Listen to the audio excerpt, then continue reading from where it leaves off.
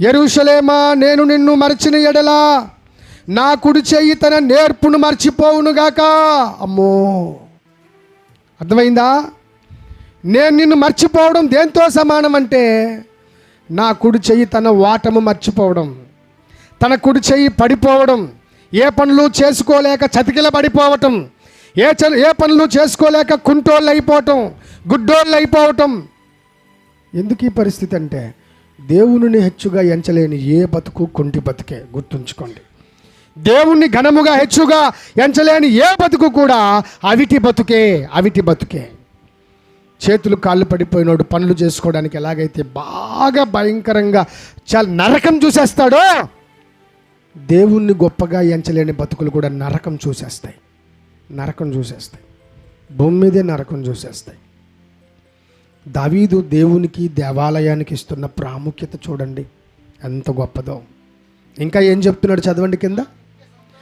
నా ముఖ్యమైన సంతోషము కంటే నేను యెరూషలేమును హెచ్చుగా ఎంచకపోతే, అది నా నాలుక నా అంగిటికి అంటుకొనుగాక, అంటే నా నోరు కూడా పడిపోవునుగాక.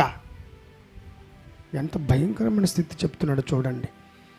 కొందరికి ముఖ్యమైన సంతోషాలు బారుసాలలు, పేకాటశాలలు, దొమ్మరి గుడిసెలు, వేశ్యాగృహాలు, సొల్లు కబుర్లు చెప్పుకొని ఉదయం నుంచి రాత్రి వరకు గడిపేసే దుర్మార్గుల గుంపులు, పాపుల గుంపులు వాళ్ళకి ఇష్టం. అక్కడ కూర్చొని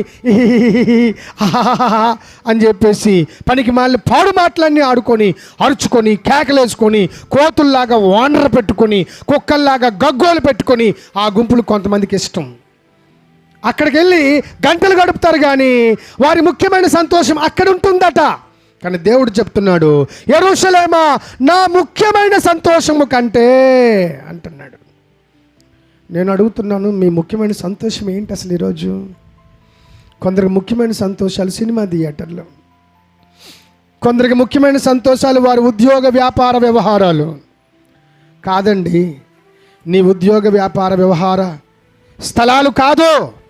నీ ముఖ్యమైన వ్యాపారం, నీ ముఖ్యమైన సంతోషం దేవుని దేవాలయం, దేవుని సన్నిధి.